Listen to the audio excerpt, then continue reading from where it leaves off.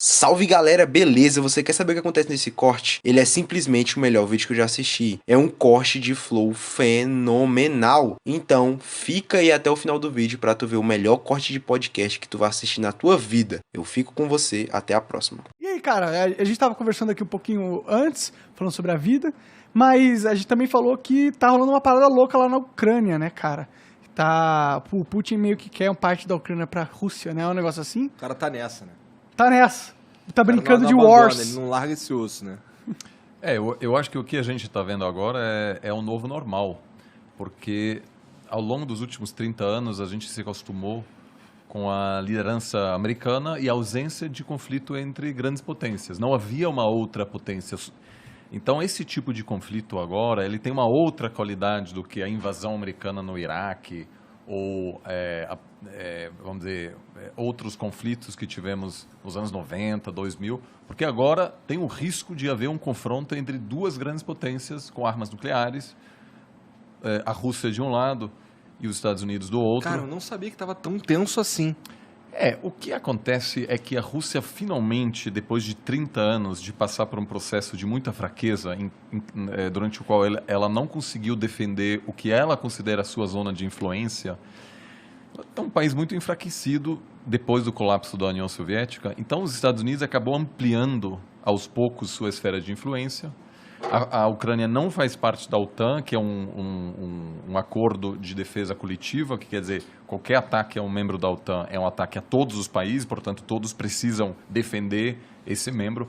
A Ucrânia está fora disso, mas os Estados Unidos estavam começando a dar sinais de que até a Ucrânia poderia entrar na esfera de influência americana. E a Rússia agora, depois de 30 anos depois do colapso, está ganhando a força novamente para tentar retomar esse espaço. A China também está de olho nisso e, claramente, se os Estados Unidos permitir que a Rússia novamente aumentasse sua esfera de influência, claramente vai tomar isso como um sinal de que ela também pode, aos poucos, estabelecer essa zona que qualquer grande potência quer. Né? O que uma grande potência quer? Segurança, integridade física, territorial. Porque na história internacional, países às vezes desaparecem. Então, o que qualquer país quer é segurança de fronteiras, e a melhor maneira de você ter segurança é você controlar seus vizinhos. Os Estados Unidos teve essa grande sorte de ter dois vizinhos fracos, Canadá e México, e ter dois oceanos que protegem os Estados Unidos. A China não tem essa sorte, que está cheia de outras grandes potências, e a Rússia sempre também buscou controlar a Europa Leste. Então, agora, na verdade, é evidente que os Estados Unidos não conseguirá manter essa hegemonia que estabeleceu nos últimos 30 anos, e a Rússia, aos poucos, está querendo retomar esse espaço perdido.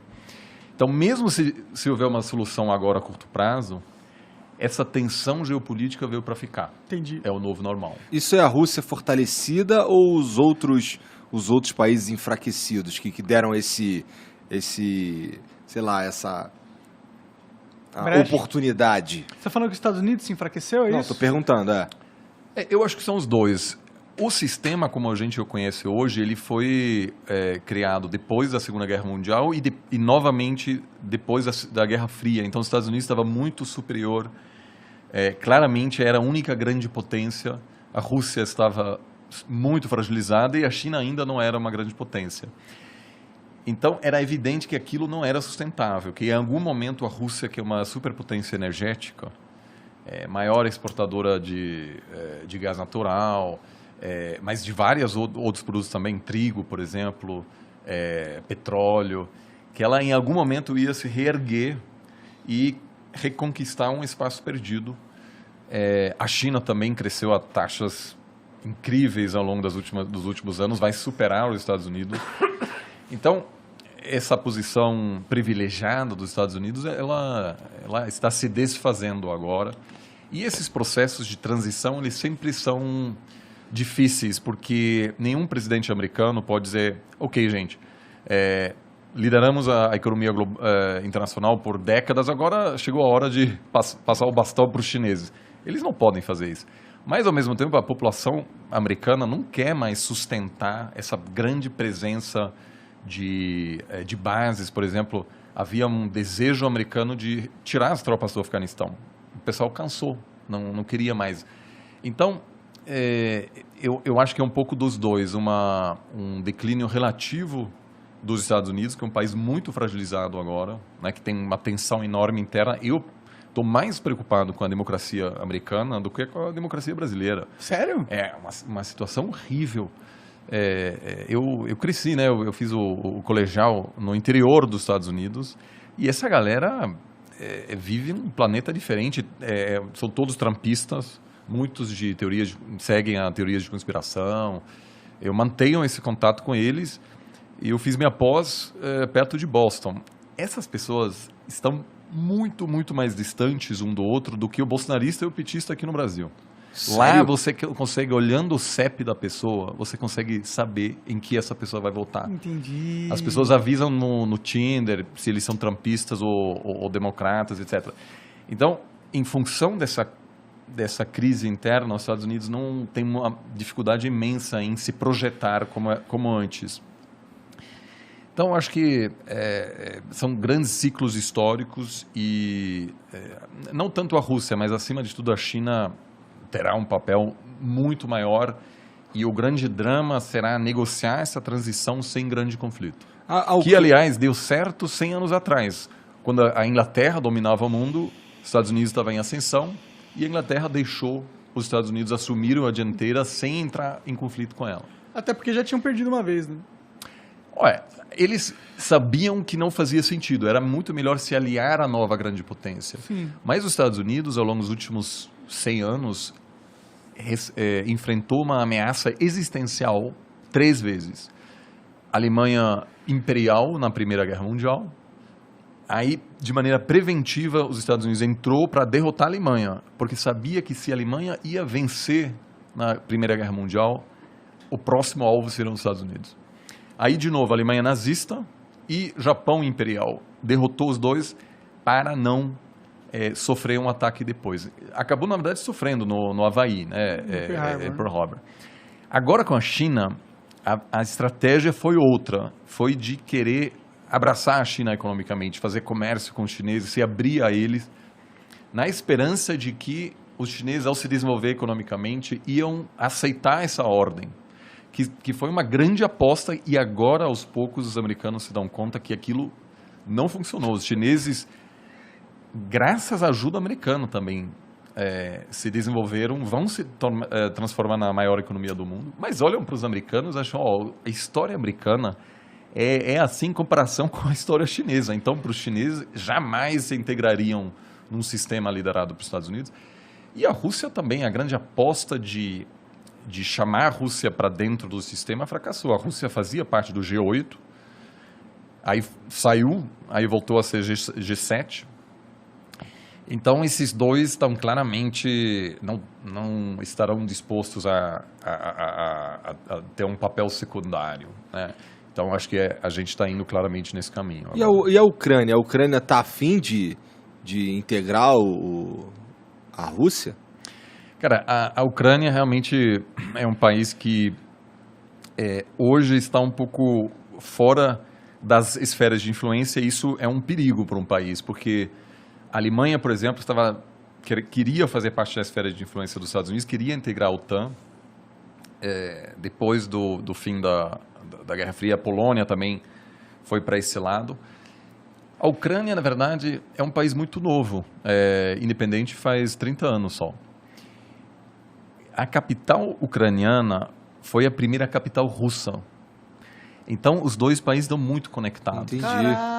Entendi. E a capital só depois ela migrou de Kiev para Moscou. Então, o Putin sempre fala, a Ucrânia não é um país independente, somos irmãos.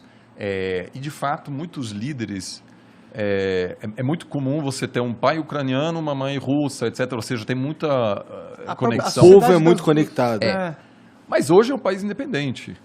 E tem muito ucraniano que prefere não ser dominado pela Rússia. O país, na verdade, está dividido no meio e a parte ao leste tem uma forte presença de pessoas que falam russo em casa, que tem até uma certa simpatia com a Rússia, e do outro é uma população que prefere estar mais próxima à Europa. E nas eleições você vê claramente que essa divisão existe, e ao longo dos últimos anos sempre teve um pouco um presidente pró-russo e, às vezes, um presidente pró-Europa, pró-Estados Unidos, e, obviamente, as duas potências, por meio de financiamento de campanha, assessoria política, envio de armamentos, etc., busca influenciar esse país que está um pouco exposto nesse momento. Entendi. O que tem de tão legal na Ucrânia para o russo querer tanto aquele território? Cara, cultura, né, mano? Você era a capital do país uma época. Mas é só isso? Não tem dinheiro envolvido? Olha, já não tem sei. a parte cultural, mas, como eu falei, a Rússia quer ser uma grande potência. E ela é, na verdade. E o colapso da União Soviética foi um grande trauma. Agora, tem duas formas de lidar com trauma. A Alemanha também queria ser uma grande potência, colapsou, foi ocupado por outras potências em 1945. Né? Todos os alemães sabem dessas imagens dos russos e americanos chegando em Berlim, na capital. Poucos anos depois do Hitler prometer controlar toda a Europa. E a Alemanha contentou-se com um outro papel. Hoje a Alemanha é uma potência pacifista. O exército da Alemanha é muito pequeno. Quando a Alemanha foi chamada para participar da guerra no Afeganistão, eles toparam, mas depois se deram conta que não havia avião de transporte para levar as tropas para o Afeganistão. Ou seja, não tem umas forças armadas sérias. Nenhum general dá pitaco na política alemã, ninguém quer saber, e a Alemanha gostaria de deixar os assuntos mais tensos militares para outros países. Então, eles não querem mandar... Então, houve aí uma mudança que a população alemã aceitou que o plano de dominação mundial fracassou, ainda bem, e também porque não tinha outra escolha, estava ocupado. Aceitou que a partir de agora a Alemanha seria talvez uma potência econômica, mas jamais uma potência militar. A Rússia também passou por um processo de colapso, de muita humilhação. Era uma grande potência e o Gorbachev, que iniciou o processo de abertura, depois basicamente decretou o fim da União Soviética, é visto como um cara que, enfim, deixou um legado terrível, né? Porque o experimento democrático na Rússia fracassou. O início dos anos 90 na Rússia foi um caos total, um caos horrível. Tem um amigo russo mais velho que esteve na Venezuela recentemente, que atualmente é um país meio anárquico também. Ele falou, olha, esse aqui é igual Moscou em 93. Muita grana, zero polícia na rua, não tem regra. Havia muita máfia, era perigoso mesmo, havia assassinato de empresário, jornalista, era um caos de político. E aí veio o Putin e falou, gente, vamos reerguer essa nação. Porque o sucessor do Gorbachev era o Yeltsin, que era um alcoólatra, que inclusive tem um momento chave quando ele encontra o Clinton e tem uma conferência de imprensa e o Yeltsin tá bêbado naquele momento e faz piada, etc. E assim, o Clinton ri na cara dele. E para os russos é horrível, cara. Era uma grande potência nuclear, muito respeitada, temida no mundo, e aí havia um palhaço lá que está entregando toda a Europa Leste para os americanos. Aí o Putin vem e diz, chega com isso, vamos nos reconstruir. E apesar do russo médio ser... Desculpa a minha ignorância, mas como é que o Yeltsin sai e entra o Putin? O Yeltsin, na verdade, escolhe o Putin como sucessor e o Putin inicialmente ganha a eleição nos anos 90 e assume o poder em 99. E aí, aos poucos, ele encerra o experimento democrático na Rússia. Hoje não tem uma oposição séria, várias lideranças da oposição foram assassinadas, alguns super perto do parlamento. Mas o Putin, eu até diria hoje, numa eleição livre, talvez até ganharia, porque... Ele é popular lá. Trouxe ele o é popular. respeito. Uma das primeiras coisas que ele fez é adotar novamente o hino da União Soviética, né? Ou seja, uma pessoa que diz, olha, a Rússia merece ser uma grande potência e, portanto, a gente precisa de segurança nas nossas fronteiras. Então, quando você pergunta por que a Rússia não quer que a Ucrânia faça parte da zona de influência dos Estados Unidos, é porque se um dia a Ucrânia fizer parte da OTAN, isso quer dizer que os Estados Unidos podem colocar mísseis, por exemplo, na Ucrânia, que chegam em Moscou em uma questão de minutos. Nos anos 60, a União Soviética tentou colocar mísseis em Cuba e quase deu a Terceira Guerra Mundial. Por quê? Porque representou um risco existencial à integridade territorial dos Estados Unidos. Inaceitável para uma grande potência. Se você é uma potência pequena, faz parte, né? Se você sei lá, a Finlândia ou aí você está muito perto da Rússia, é uma situação desconfortável, mas não tem o que fazer, basicamente. A Rússia, por outro lado, considera essa presença, essa fronteira com a OTAN inaceitável. Ela quer sua própria zona de influência.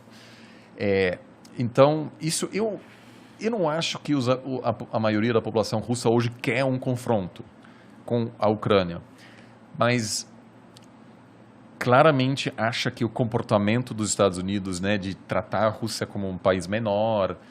Eu lembro que em 2012, na campanha presidencial, houve um debate entre o Romney e Obama, né, que Obama ganhou em 2012. E num debate assim, o Romney uma vez falou, a Rússia é um grande inimigo, e todo mundo riu dele e falou, a Rússia, sério? A Rússia é uma pequena potência, a Rússia já era. E aquilo repercutiu muito na Rússia, falando, olha, eles estão rindo da gente. Então, vamos aos poucos retomar. Agora, a Rússia acumulou tanta reserva internacional agora por exportar gás, que ela chegou num ponto em que ela não depende mais tanto, ela não sofreria mais tanto se houver sanções severas dos Estados Unidos e da Europa. Embargo. Porque ela vende muito gás para a Tem China. caixa, tem dinheiro em algum 600 lugar. bilhões. Então, sanções seriam muito ruins para a Rússia, mas não quebraria o banco. Ele usaria esse fundo de 600 bilhões para... E aí, então, o fato disso acontecer agora não é coincidência. Agora, a Ucrânia tem uma base industrial importante. Os russos jamais pensaram, os soviéticos, de que a Ucrânia seria um país independente. Tinha armas nucleares lá, tinha uma grande indústria que é fundamental para a União Soviética. E tem uma região que produz muito trigo. A Rússia é responsável por 1/3 da exportação de trigo do mundo, então é uma superpotência. E com a mudança climática, cada vez mais terras na Rússia podem ser utilizadas para a agricultura, que antigamente que interessante, era congelado permanentemente, e agora, com essa mudança, a Rússia vai se tornar um grande exportador de grãos. Agrícola, né? Porque a Sibéria, cara, tudo isso está aos poucos... A gente se fode com isso, porque vai ficar mais quente, aqui talvez vai ter lugares onde não vai... O Brasil pode ser um dos grandes perdedores, porque o padrão de chuvas já muda, né? Toda a produção agrícola brasileira precisa das chuvas da Amazônia. Então, se você tem um colapso lá, afeta a economia brasileira. A Rússia é um dos ganhadores, junto com o Canadá, que o Canadá também consegue produzir mais. Pode crer. Então, eu acho que sim, tem vantagens econômicas, mas acima de tudo é uma questão de segurança, que a Rússia não quer ter os militares, vamos dizer, de um outro bloco tão perto da fronteira. Que é tipo Wars mesmo, né, que eles estão jogando, né? Se ele não quer a fichinha ali. Porque onde está a maioria da população russa? Está perto da Europa. Então, se você vai para... aliás, é incrível, se um dia vocês tiverem tempo, visitar a Sibéria, que, sobretudo no verão, é muito interessante. Você pode... A Sibéria vai... Aí, até do outro lado, a Rússia faz quase fronteira com a Alasca, né? Só que lá, ninguém mora lá. Na verdade, tem até um problema de migração chinesa, porque a China expande muito e, aos poucos, está comprando terras desse outro lado. Mas a maioria da população russa está perto de Moscou, perto da Ucrânia. Então, o fato de você ter uma presença americana lá atrapalha os russos muito mais do que a ascensão chinesa que enfim, acontece lá longe na Sibéria. E a China é mais um provável aliado da Rússia do que os Estados Total. Unidos, né? E aí vem o grande problema, porque o que muita gente nos Estados Unidos diz? Botar sanções, se os russos invadirem a Ucrânia, por exemplo, tirar eles do sistema bancário internacional, impossibilitar que qualquer pessoa faça negócio com a Rússia. Isso para a China é excelente, porque a Rússia faz o quê? Vai ter que fazer negócio com a China. Então, sanções, eu pessoalmente acho que não dá muito sinal. Em Cuba, por exemplo... Pelo que você está dizendo aí, se houverem sanções à Rússia, quem fortalece a China. Claro, porque a Rússia vira mais dependente de outros atores, que acima de tudo, a China. E também, se você impuser sanções, o governo pode culpar qualquer problema apontando para as sanções, dizer, a gente está super mal, mas é a culpa dos outros. É um pouco o que acontece. E aí, galera, eu disse que o corte ia ser muito bom. Então, se você gostou, já deixa o like, se inscreve no canal pra estar incentivando a eu postar vídeo. E também você a não perder mais nenhum corte como esse. Então, fica aí, porque você não vai perder mais nenhum corte fenomenal que é lançado nesse YouTube.